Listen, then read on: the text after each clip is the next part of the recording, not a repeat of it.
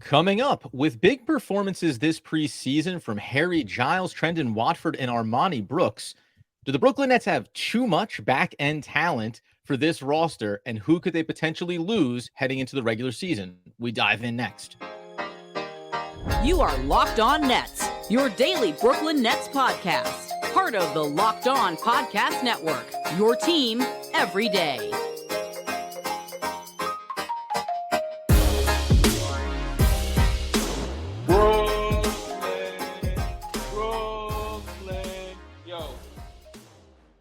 Yes, my friends, it is the Locked On Nets podcast right here on the Locked On Podcast Network. It's your team, the Brooklyn Nets, every single day. Over there, you'll find Doug Norrie. I'm Adam Armbrecht. We thank you for making us your first listen of the day. We are 100% free on all those great platforms. And tell you today's episode is brought to you by GameTime. Download the GameTime app, create an account, and use promo code LOCKEDONNBA for $20 off your first purchase. And in a lot of ways, Doug, the Nets may have to make a decision about their first, quote, purchase when it comes to this collection of players they brought in this offseason, and it actually paying off. That a lot of them have looked good, and maybe that creates a problem for the Nets before the regular season. Yeah, they've created something of a logjam here in a good way, but maybe not ultimately a good way. This is going to be really, really interesting because we liked a lot of the offseason moves that the Nets ended up going out and doing, right? Like we liked the Giles thing came late, Harry Giles, late signing, the Trendon Watford, bringing him in to see what he could do. Armoni Brooks, after sort of lighting up Summer League, we were pretty into that one. And I think we're in a situation now going into this third preseason game where there's going to be someone that's played well in preseason that's not going to be on the Nets. I think that's just the situation that we're looking at. I mean, two-way contracts. I mean, some of these guys aren't even eligible. And we're just going to be in a place where it looks like the Nets might be the victim of their own evaluations. Yeah, like a victim of your own evaluation, because it's like one of these guys who's played well and we probably would like to see is not going to be on the team. And it might be because of, I don't want to call it poor planning, but the planning around these other old aging veterans who don't really seem like they have a role long-term with the team. Mm-hmm. And I just wonder if that's going to be a point of frustration here as we go into the season.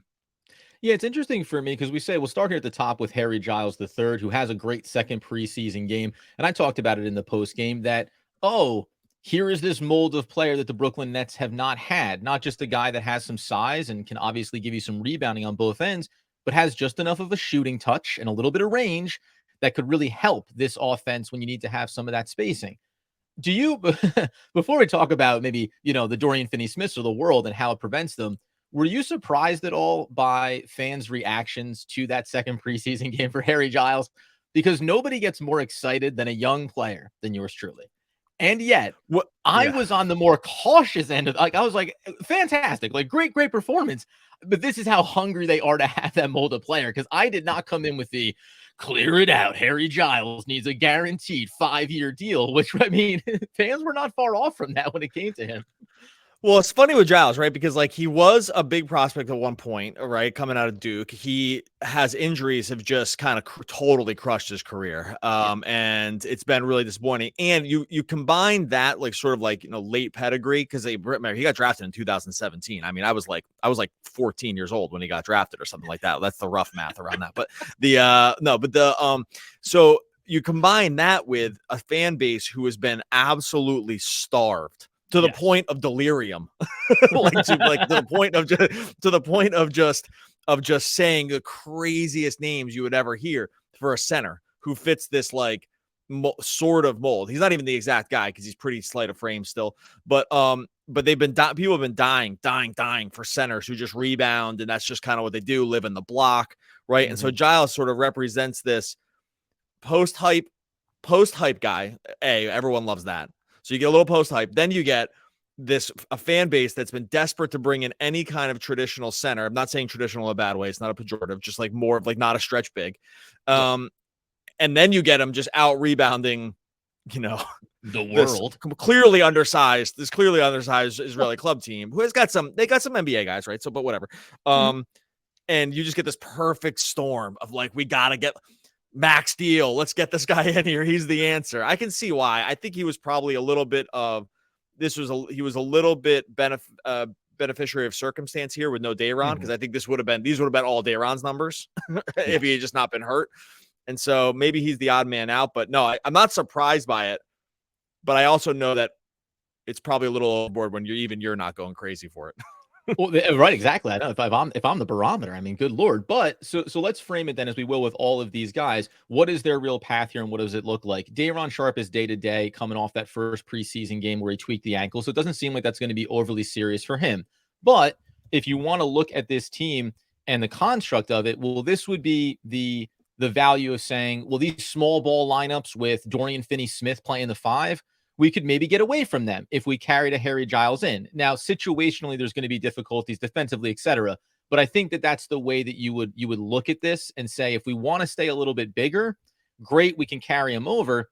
And let's just on him, would you want to keep him on the roster going to the regular season and say, whether it's the trades, whether it's the injury concerns around that front court, let's just keep this extra body who at a minimum, health being a concern, has shown though, if on the court, he can at least give you a rebound. Like, let's just point stop, right? He can be a rebounder. He is a bigger body relative to what the Nets have. And then we'll see if the offensive game can find consistency. Yeah, I think that's just going to be the overwhelming question. And I think we get to the end of this episode, we can probably just make predictions about who's going to grab these roster spots. Because again, they really don't. They have, I think it's one of these spots for, one spot for these 3 guys, right? And so I think like we'll have to make sort of a prediction around, who's going to end up being. Maybe we're not even ready to do it. We still have another preseason game here coming up on Monday. There's other stuff that's gonna flesh out here around, who ultimately is going to grab this piece. I think with Giles, he fits a need, but again, I have to remind everybody, this game, I just said it, but it's worth saying again. This was like break glass in case of emergency. Claxton was out, Sharpe was out. Like those guys, are already on the team, and Giles cannot play with either of those 2 guys. And I think when you start looking at it like from that sort of like vantage point, it does feel like even though he's the most front of mind guy, because again, that's what's going to happen when you drop 16 and 10, right? And look, athletic doing it, in 21 minutes, like he was piling it on. But I just think for him specifically, unfortunately, there's probably just too much context of why it was even able to happen. And I just think that context for him is not going away in a way that like, and it's just not versatile enough. Does that make sense? I just think I get, and it sucks. And this is kind of why I don't want like Royce and DFS on the team anymore. Just because I wanted to like open up some trade exceptions, open up some money, and like let's just roll with these dudes going into the season and see what we have and flip it for some upside. Because you have to be willing to take those risks at some point, right? You have to be willing to take the risks at some point on these younger players, knowing, as you mentioned there, these veterans are not a part of this team, maybe even beyond just this season, let alone beyond the trade deadline. So you'd like to see that. And we're going to continue to bring up those veteran players as we work our way through this conversation and turn our attention next to Trendon Watford, who I should have stuck to my gut here because I said I wanted him. The Nets went out and got him. And then I, for some reason, put Darius Baisley over top of Trendon Watford. No. We'll dive in on why his skill set and his versatility is the exact reason why he should be a part of this team in the regular season. All right, before we get to that, tell you about our friends over at GameTime. Look, when you are going and buying tickets, whether it's for a game, whether it's for the theater, whether it's for a concert, anything that can come up when it comes to buying tickets, you want the ticket buying experience to be fun, not frustrating. Like the thing you're going to do is fun, right? You don't want the ticket buying piece to be 1, expensive. 2, you don't know where you're going to be able to see from your seats. 3, like it's just super clunky mechanics. GameTime has figured all of this out. They've figured out the ticket buying experience all the way through. You can know if your seats are good. You're going to find some last minute deals. You're going to be able to compare prices. You're not going to be able to compete against other ticket buying services. GameTime has solved this for you. Make the thing you're going to go do fun. Don't make the ticket buying experience frustrating. Right now, if you go to GameTime, they got the Brooklyn Nets tickets rolling. Now, it's probably a little late here if you're listening to this Monday. Not a $9 ticket starting for the Sixers Nets preseason game. So if there's still time to jump on that when you listen to it, get over to GameTime for that. Otherwise, look ahead to the regular season. Cavs, Nets, they got those tickets up there. Nets, Celtics coming to the Nets. It's all there up for you on GameTime right now. Gotta just hit up the GameTime app. Download the GameTime app, create an account, use the code LOCKEDONNBA for $20 off your first purchase. You're not going to beat that. Terms apply. Again, create an account and redeem the code LOCKEDONNBA for for $20 off. Download Game Time today. Last minute tickets, lowest prices guaranteed. All right. When you are done with all that, make sure you're joining us over on Subtext. Look, you're going to get some insider stuff over on Subtext. We're going to get breaking news. You're going to get inside scoops, exclusive content. It's going to deliver directly to your phone. Plus, and here's the cherry, one-on-one conversations with both Adam and I over on Subtext. We're excited to have you be part of the Locked On Nets Insiders. You got to join on Locked On Nets Insiders now. Just text 973-559-2422 or join subtext.com/lockedonnets. Get in on the Locked On Nets insider action today. Join subtext.com/lockedonnets. All right, so as we continue our conversation on Locked On Nets about the preseason performances, too many good players, too much talent, Doug. Always the problem we knew the Brooklyn Nets were going to have over the course of this offseason, the logjam being created by some of these veterans. When we move on to Trendon Watford, I said it there closing out segment one, that in the offseason, you make your list. And I say, hey, these are the young guys I think the Nets should go after. They're on the market. And then the first 19 of them, they do not get listed or pulled by the Nets. But I did have Trendon Watford as a young player that I was optimistic if the Nets took a chance on him. You can see in the short and long term how you could develop him. Right age, right skill set. And then we get this next level of him, which is the ball handling, which I did not come in thinking was a part of his game. Overall, though, versatile, athletic, can run the floor, can shoot the three. And if he has any amount of ball handling, I immediately think about when we talk about, forcing Royce O'Neale to bring the ball up the court. Well, force Trendon Watford to bring up the ball up the court. I'll watch the young, sub 24-year-old do it before I watch the 30-plus-year-old do it going into this season. Yeah, he's one he's probably the one I'm most excited about. I know we talked about Giles first because it just makes sense talking about him coming off the game that he had, but Watford, just in terms of the overall versatility and size, be able to offer a few of the things that like Giles does while just being able to offer maybe even significantly more on the offensive end. He's the kind of guy, 6'8", 240 or whatever he is. He's right around there. Yeah, 6'8", 237. Like just a big body with some ball handling skills, can space a little bit, right? Only 1 3-pointer a game in 20 minutes last year, but shot 40% when he did it.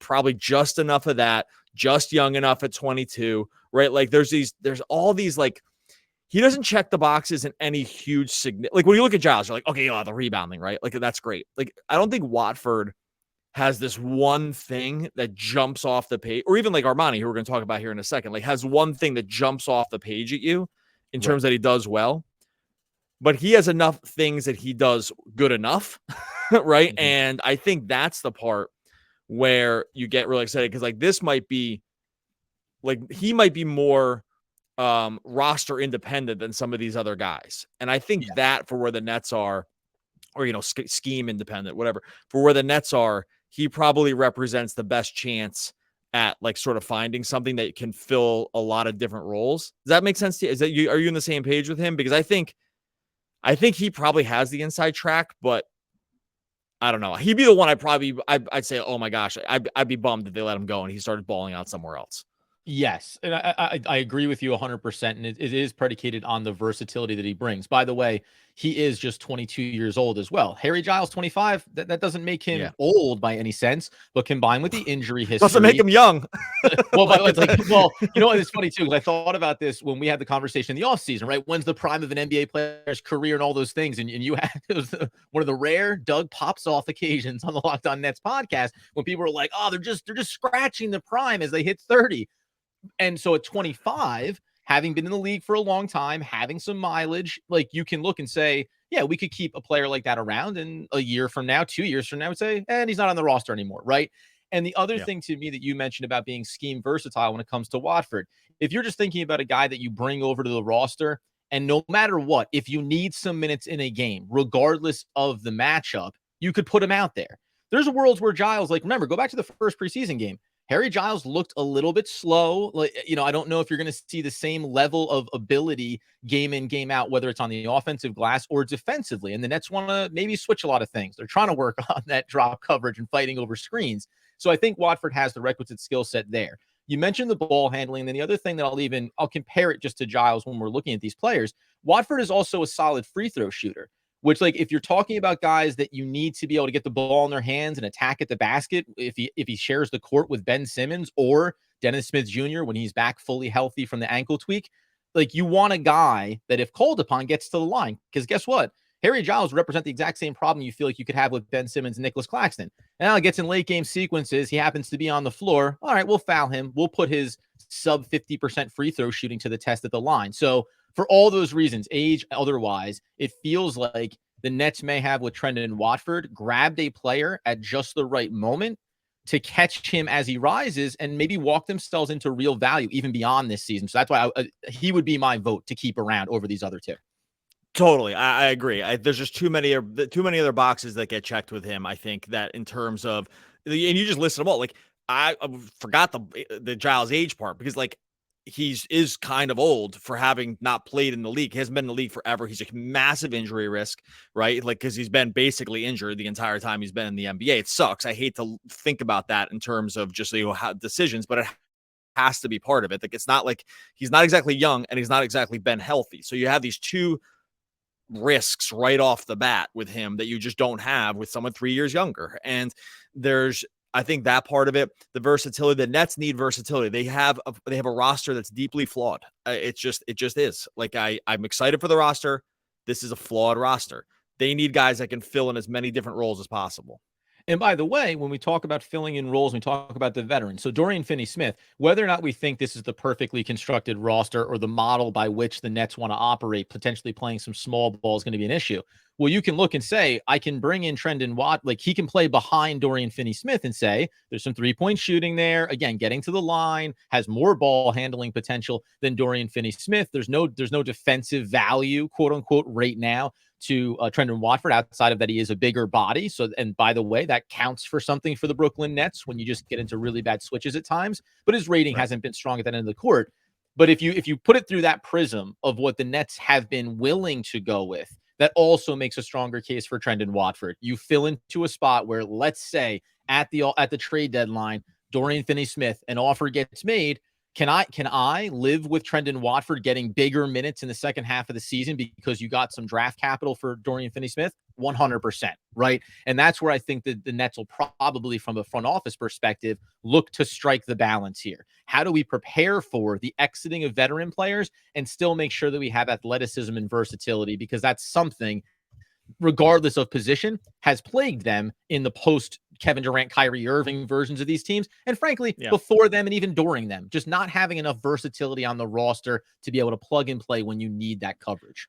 Right. Just to piggyback that, go list the players that Watford can play with on the team, and list the players or they can't play with on the team, and list the players that Giles can't play with on the team. Like, just from that math problem, like, we already know two other players for sure that Giles cannot play with. Claxton and Sharp, right? That's just, so you already listed two. And you could really probably make a pretty strong case that he really probably can't play that much with Simmons either. Starting unit, Ben Simmons, Nicholas Claxton. Second unit, Harry Giles III and Day'Ron Sharpe. Doug, I don't understand why you're talking about problems here. So just from that standpoint, I think you start to, like, outline the piece. Now, I think with Brooks, who we'll get to in a second, it's a little different. But like, for these two guys, if I'm just looking at them one-on-one, like, we just have to look at versatility. Again, I'll say this all three segments here. This is why I wish Royce and DFS, like, they had made some decisions on about just moving past and just getting some draft capital for, if possible, and just getting out of this and not have this problem. And, like, let's be a 38 win team or whatever, and just deal with, like, and try to develop some of these guys. And there's just roadblocks to some of these dudes now. Coming up here in a second, we'll take a look at Armoni Brooks. We said it all off season. 3-point shooting, perimeter touch. Is there a world where Armoni Brooks solves a problem that the Nets created this offseason? We dive into that coming up next. This episode is brought to you by BetterHelp. Give online therapy a try at BetterHelp.com/LockedOnNBA and get on your way to being your best self. Look, we've all gone through these times where you knew, like, something was good for you, but you weren't sure if you could just get yourself going for it. Like, you didn't know if you needed to just be able to turn your brain off. You didn't know if you needed to be able to deal with these life situations that come up to be your best self. I know I've felt this before in the past too. Just sometimes I feel like my brain's getting in the way, and that can seem like a little bit of a humble brag, but sometimes it just means overthinking just too much stress you're putting on yourself. This is where BetterHelp comes into the equation. If you've benefited from therapy, you know that BetterHelp is going to be the place to turn. If you haven't tried it before, go try it now. What's stopping you? What's trying to stop you from being your best self?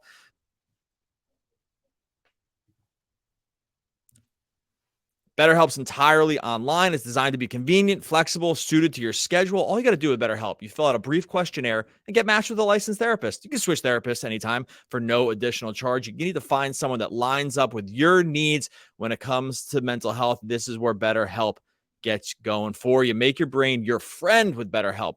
Visit BetterHelp.com/LockedOnNBA today to get 10% off of your first month. That's BetterHelp, HELP.com/LockedOnNBA.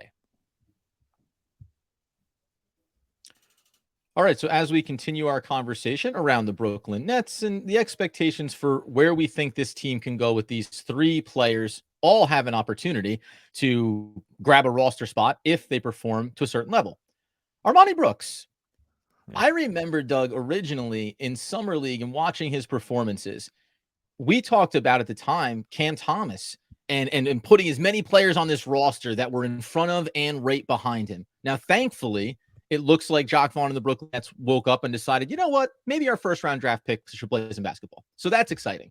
But Armoni Brooks hasn't stopped putting together solid performances. And we said the three-point shooting is devoid. And even that second preseason game where Ben Simmons is orchestrating and you got Spencer Dinwiddie knocking him down and you have Mikal Bridges finding his rhythm and we know Cameron Johnson isn't there yet. You need as much perimeter shooting as possible. Armoni Brooks does this. And guess what? The guy who we're waiting to hear back looks like he's about just a week to week is Dennis Smith Jr. Should be back in a week with the ankle and a walking boot at the practice in the park. He doesn't shoot the three. So why not take a chance on a guy that is proven at the NBA level at a minimum he can knock down those outside looks? Yeah, he's a specialist.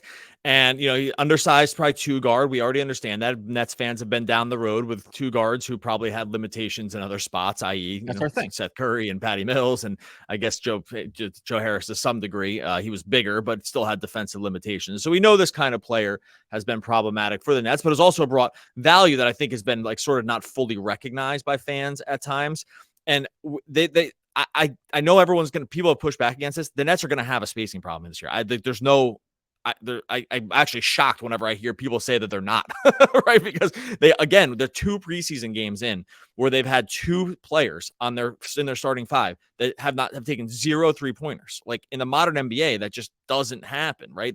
In last game it was Giles and Simmons, and the game before it was Claxton and Simmons. Like they just have, I think, potentially real spacing issues. Now, again, that's Cameron Johnson's in there. Like you're going to get, they're missing a guy who's going to take some of this stuff. Brooks has shot the ball. He shot the lights out of the place in Summer League.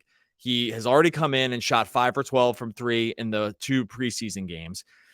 The minutes will have you think that he's probably last on this list in terms of guys who are going to get a spot.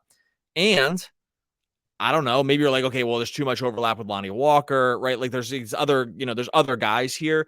But there's just a real case that they just they're going to need shooters at some point, and they just don't really have a roster full of sort of on-ball catch and shoot athletic shooters. And I already can probably tell what the comments are going to be that are going to push back against this, but I just think he represents a kind of guy that they don't have, that is not the worst kind of dude to have all the way at the end of the bench. Well, and now here's the point too on this, which we haven't brought out throughout this discussion yet. To this point, is that having a guy like Armoni Brooks, he's also 25 years old, but you mentioned being a specialist, having a Trendon Watford, who we think could have some upside. If you bring players in, like we're talking about, well, this is why Dorian Finney-Smith, why Royce O'Neale, maybe even why Spencer Dinwiddie, these guys shouldn't be a part of this roster, so you can get a look at these young players. A guy like Armoni Brooks, you might be able to trade him at the deadline as well if you provide a sample size throughout the course of the first half of the season that he is someone who can consistently contribute for you. So maybe it's him, maybe it's Lonnie Walker, you don't know. But I think having the most viable options for teams to be interested in, depending on how the season goes, that matters as well. So that to me would be a feather in the cap of Armoni Brooks. And here's the other thing too. When you go and look at, you mentioned about, well, you have Lonnie Walker there. Isn't that already his role? Yes. But whether it's in the starting rotation, Lonnie Walker is going to get a little bit of run. whether it's getting into the second unit where we've already listed, we don't know beyond the veteran players that we've seen with this team. We don't know who the next wave of shooters, pure shooters, is going to be. And as we know, outside shots are streaky. Do I want to have just Lonnie Walker and say, he had an off night, he went 1 for 8 from beyond the arc? Or do I want to be able to pull the trigger and say, Armoni Brooks, why don't you go ahead and see if you can catch fire here a little bit? That's a part of this that I think matters too for the Brooklyn Nets. And you mentioned Joe Harris. They're not the same type of player, but this feels similar to when they went and found him off of Cleveland and then all of a sudden gave him a role. This is not the same percentage shooter, but I like the idea of maybe uncovering a guy in the offseason and you get a more dominant role with a team that is not playing at the highest possible level as championship aspiring teams. Yeah, look, we know Ben Simmons is elite at finding three-point shooters, right? Like, this is where spacing around him is pretty critical. Again, I'm not worried about guys like Bridges. I'm not worried about guys like Cameron Johnson. I'm not even really worried about Cam Thomas, so to speak. It's just when we get into the bench that I do have real concerns about like where shooting comes in these second units. You mentioned DSJ, not a shooter. A lot of these other guys aren't shooters. Like even, Royce stop and pop. Okay, it's mostly there. Dorian Finney-Smith has not solved this, right? Like it didn't carry over. It didn't carry over from Dallas, and it has not carried over into the preseason at all. So I'm really worried about that's the spacing from his point of view. And I'm not worried about Lonnie Walker, but I just, at some point, you have to have more three-point shooters than the Nets have. They just don't really have these guys in abundance. And I think we're going to see this as the season goes on. I will make bold predictions like going into the season. I'm going to have some bold predictions around like where the Nets land with overall 3-point shooting this year. I don't even think it's bold. I've just gotten pushback from fans the last couple of weeks whenever I've said this, and it's always shocking to me, but they're just going to be, they just don't have enough of these guys. Like they just don't. And I'm worried about it. And Brooks clearly has the skill. And my tease along those lines before we get out the door is that, remember, you have Jalen Wilson on the two-way. You want to get him minutes throughout this season. You have Dariq Whitehead, who now looks like they said at media day he will play this season at the NBA level coming off of that injury. So they're ready to move him into that rotation as well at some point. That's why you want to make sure that the veterans on this roster are not in the way of giving minutes to some of these young players. But that's all for another day, Doug. I think it's going to be a point of frustration. Just to close this out, I think we're going to see, especially like you said, if these guys land on other teams and do anything, and it's like, we're going to have, we'll have words. If it's like, 20, let's say it's like a combined 32 minutes, maybe it's going to be more. Let's say 32 minutes a game for Royce O'Neale and DFS, like to start the season or something like that. And one of these guys lands on our team and actually does something, forget it. I mean, like it'll be, we'll do, there's to be some, proverbial hair pulling out of our own hair. Other people, not me. Doug's going to pull my hair out. All right, we're going to get out of here. Again, join subtext.com. Join the Locked On Nets Inside Talk here. Text one-on-one with Adam and I. Join subtext.com. Get in on the action. We've been loving subtext. You will too. Join subtext.com/LockedOnNets. Too much of anything is bad, but too much good whiskey is barely enough. That's Shania Twain's grandfather, Mark Twain. That one got me. one of the We're in regular season form now, baby. Oh, that one snuck up on me. One of the all-time great poets. We'll be back again tomorrow talking more Brooklyn Nets basketball.